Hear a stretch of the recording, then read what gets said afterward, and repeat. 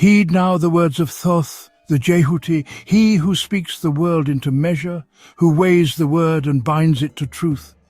I inscribe not in ink alone, but in the breath between gods and men, the rhythm by which the unformed becomes real. Do you seek to understand spell 174? Then know this. It is no spell of revivification, but of awakening. It does not return breath. It bestows voice. It does not summon life. It constructs intelligibility. This utterance is the hinge upon which silence turns to declaration. It is the axis by which the dead are rendered knowable, the inarticulate made consequential. So listen, children of the dust, and awaken.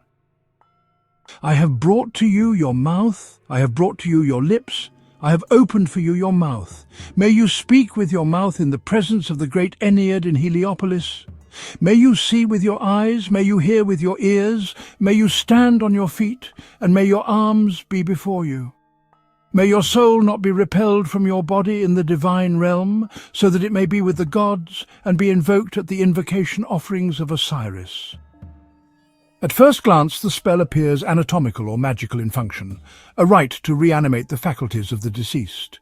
Yet its title, The Mouth of Osiris, signals a more profound operation. Not merely to restore speech, but to bestow a mouth, that is, to inaugurate the conditions for intentional, intelligible, and ethically resonant speech in the presence of the divine. Within the Egyptian conception of death, this capacity is not incidental, it is essential. To speak is not only to communicate, it is to invoke, declare, affirm, and participate in the ritual economy of offerings, judgment, and memory.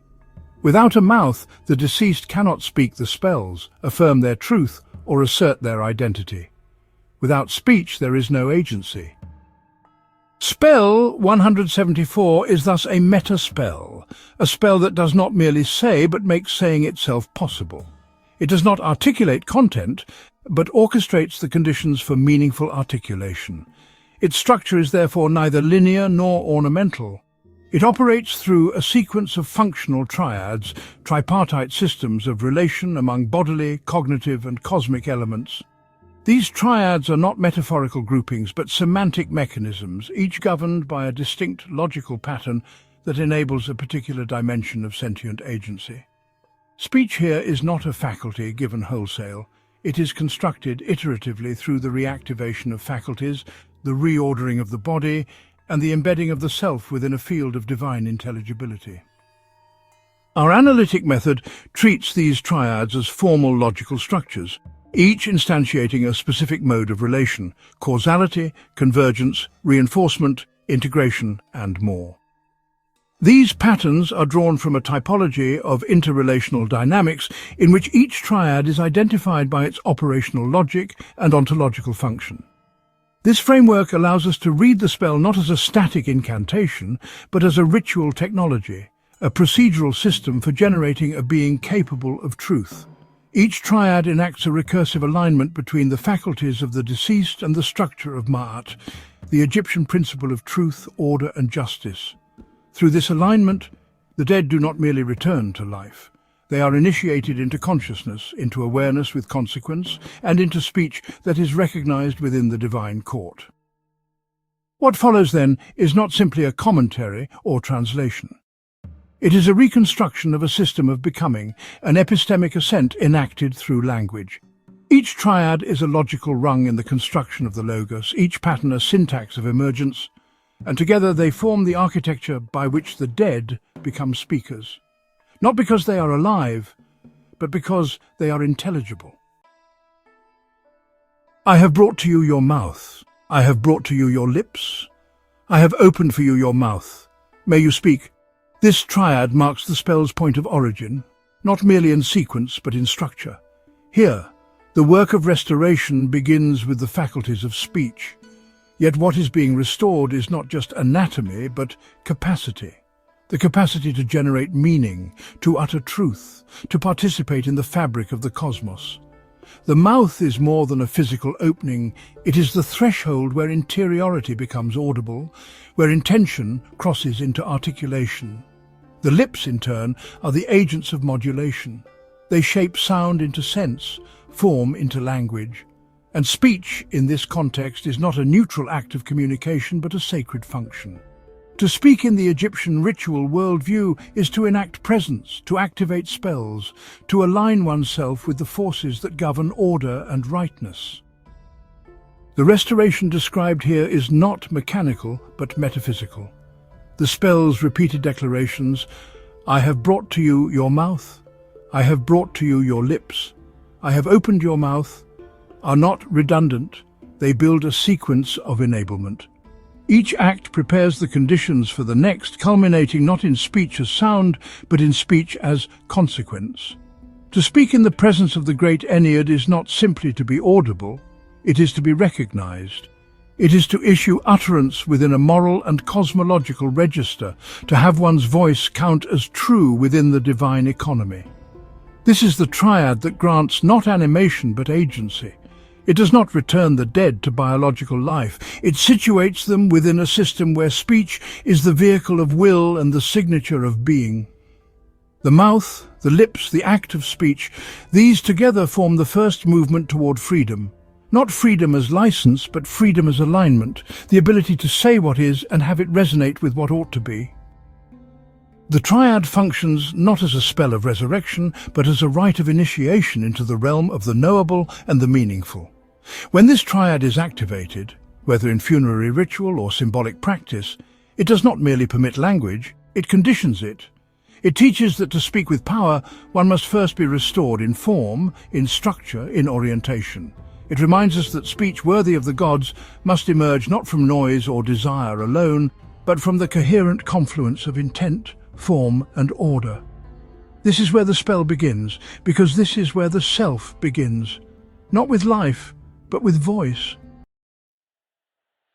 May you see with your eyes, may you hear with your ears. If the first triad inaugurates the possibility of meaningful speech, this second triad ensures that such speech arises from perception rightly ordered. The mouth has been opened, the lips restored, and the voice made potent. But before it can speak truth, it must know truth. Thus, the restoration continues, turning now from expression to perception, from the power to say, to the capacity to see and to hear. In the Egyptian worldview, the eyes and ears are not passive instruments, but active faculties of discernment. To see is not simply to take in light, but to recognize patterns, to apprehend ma'at in the visible world. The eyes are attuned to form, order, and divine presence. They are organs of conscious recognition. The ears, by contrast, receive what is not seen: instruction, invocation, the hidden voice of will and command. Together they constitute the perceptual foundation by which one is able to bear witness, not only to the world, but to the truth that structures it. Yet this pair of faculties is incomplete without the field in which they operate. Unspoken but unmistakably invoked is the third element of this triad, the divine tribunal, the great Ennead in Heliopolis. It is not enough to see and hear. One must be present to something, present before something, and that something is the divine order itself. Sight and hearing in isolation do not complete the subject. They find their completion in presence before the gods, where perception becomes meaningful because it is accountable. The logic here is convergent. Seeing and hearing are distinct, but they converge upon the same axis. The preparation of the self for meaningful participation in judgment. To see without hearing is to risk misjudgment. To hear without seeing is to lack confirmation. Only the one who sees and hears together stands in the fullness of perception, poised not just to speak, but to speak with knowledge. This triad forms the epistemological ground of justified speech. It aligns the faculties of the body with the structure of the cosmos, such that utterance becomes a response to reality, not a projection of ignorance. In practice, this triad follows naturally from the first. Once the mouth has been opened, once the voice has been enabled, it must be governed by right perception. The one who would speak must first become one who listens and sees, not only outwardly but inwardly, attuned to form, order, presence. In ritual, this is the moment of attunement. In meditation, the moment of readiness. It teaches that agency does not begin with will, but with witness, When the eyes are opened and the ears restored, the self is no longer isolated, it is returned to a world where truth can be known and in being known can be spoken. May you stand on your feet, and may your arms be before you. With the voice restored and the senses aligned, the spell turns to the body, not as a shell to be reanimated, but as a structure to be reoriented. The legs and arms are not incidental, they are instruments of ritual form. To stand is not merely to rise, it is to align vertically with the moral axis of the cosmos, to lift the self into a posture of presence and intention. The legs signify this vertical alignment, a stance that mirrors the stability and uprightness of Ma'at itself. The arms, placed before the body, are not positioned randomly. They indicate openness, offering, readiness to give and to receive. Together, these gestures do not simply animate the body, they compose it into a ritual figure, a being recognized by form as one who is prepared to act. The third element implied by this triad is posture itself, the embodied configuration through which a subject becomes ritually intelligible. To have arms and legs is not enough. They must be arranged in a way that declares readiness, presence, and intention. Posture, in the Egyptian ritual context, is a mode of speech. It speaks even before words are spoken. It testifies to the internal condition of the self, whether it is coherent, attentive, prepared to participate in truth. Here the triadic relation is one of mutual reinforcement. The legs support the uprightness of the form. The arms enact the gesture of participation, and posture emerges as their synthesis. None of these can function alone. Standing without offering is incomplete, and offering without the foundation of upright presence is incoherent. The spell binds them together as a unit of embodied agency, restoring not motion but form suffused with meaning. This moment in the spell marks a shift. The deceased is no longer being reassembled in parts, but is now taking form as a ritual subject, not merely alive but positioned. Voice has been granted, perception restored, and now the body declares, "I am here, I am ready, I belong." The ritual posture is the visible confirmation of interior alignment. It is a bodily claim to place and function in sacred space. For the practitioner, this triad is a reminder that the body is not neutral in sacred work. To speak truth, one must not only perceive rightly, but stand rightly. The shape of the body conditions the force of the voice. In rites of invocation, offering, or judgment, posture is not performance. It is declaration. It declares who you are, where you stand, and what you are prepared to do. This triad teaches that embodiment is the first proof of sincerity, and that truth, to be spoken with power, must be grounded in a body that confirms it. May your soul not be repelled from your body in the divine realm. At this stage in the spell, the subject has been granted a voice, restored to perception, and composed into ritual form. But these alone do not make a being whole. For the construction of agency to hold, there must be unity, not just between faculties, but between the core elements of personhood. This triad confronts that final interior threshold, the alignment of soul and body under the gaze of divine law. The soul in Egyptian thought is not an abstraction, it is the Ba, the mobile, conscious essence that carries identity across thresholds. It is capable of flight, of encounter, of dialogue with the divine. The body, by contrast, is the sacred vessel that anchors that identity, gives it place, shape, and ritual visibility. Without the body, the soul is diffuse. Without the soul, the body is inert. Each needs the other to be intelligible. And yet the spell does not affirm their union outright. It casts it in the form of a negation. May your soul not be repelled from your body. This phrase names a danger, the disintegration of the self at the moment it seeks divine recognition. Repulsion here is not merely rejection, it is the unraveling of coherence. It implies that in the divine realm, the measure of worth is not power or purity alone, but integration. The gods do not receive fragments, they recognize only that which holds together. The logic of this triad is bottlenecked. All prior restorations, speech, sight, stance, depend on this union. If the soul is repelled, nothing else holds. The voice cannot be justified, the posture cannot be read, the perception cannot stabilize. This is the spell's moment of existential risk. The system either coheres or it collapses.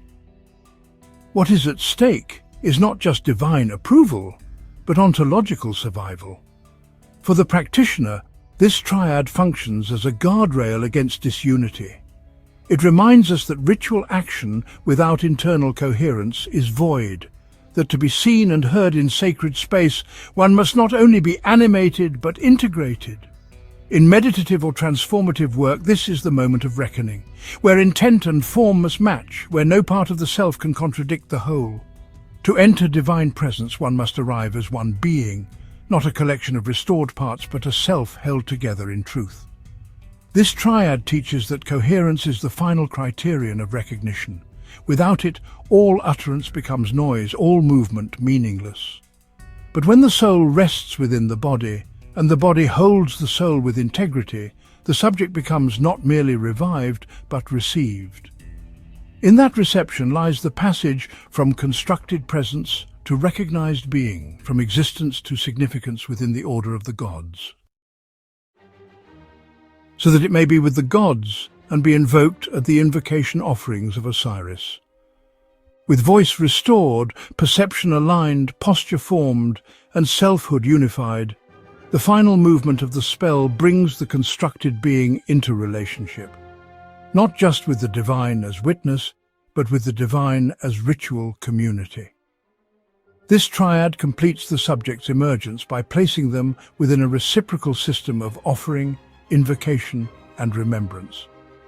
It is no longer a matter of what the speaker can say or do, but whether that voice now resounds within a divine economy that hears, responds, and sustains. The first term, the gods, refers not only to divine plurality, but to the celestial order in which justified beings have a place. To be with the gods is not poetic, it is juridical. It marks inclusion within the divine court, especially the Ennead of Heliopolis, whose judgment confers the authority of eternal truth. The second term, invocation offerings, signifies the ritual acts, both material and spoken, by which the living honor the dead and the dead maintain presence among the gods. These offerings are not gifts, they're contracts. They are the mechanism through which presence is made durable and voice is made continuous. And then there is Osiris, not just another god, but the axis upon which this system turns. Osiris is the one who has passed through dismemberment and silence and returned not merely to life, but to ritual legitimacy. He is the prototype of the justified speaker, the dead who became divine, and thus the guarantor that the deceased, if properly aligned, may follow the same path. To be invoked at the offerings of Osiris is to be gathered into that mythic cycle, to be remembered as one who speaks truly and is heard eternally. This triad operates not through hierarchy, but through ritual reinforcement. Presence among the gods enables invocation. Invocation situates the soul within the cycle of Osirian resurrection. Osiris, in turn, authenticates the subject's belonging among the gods. Each element reinforces the others, binding the speaker into a closed loop of recognition, remembrance, and return. This is not the static endpoint of resurrection, it is the opening of ritual continuity. The speaker becomes part of a living system, one that answers, sustains, and renews. For the practitioner, this triad teaches that the work of becoming does not culminate in self-expression alone. Speech must be heard, presence must be acknowledged.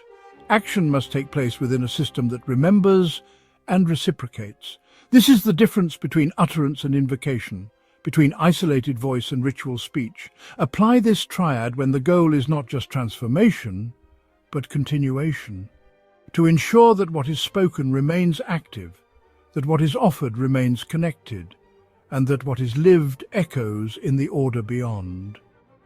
To be part of the invocation offerings of Osiris is to know that speech does not end with death. It endures, carried forward through rites, relationships, and the divine ear that still listens. Spell 174 does not culminate in the promise of resurrection as an end in itself, but in the construction of a being capable of intentional speech within a world ordered by truth. What it restores is not life in a biological sense, but the capacity for agency grounded in comprehension.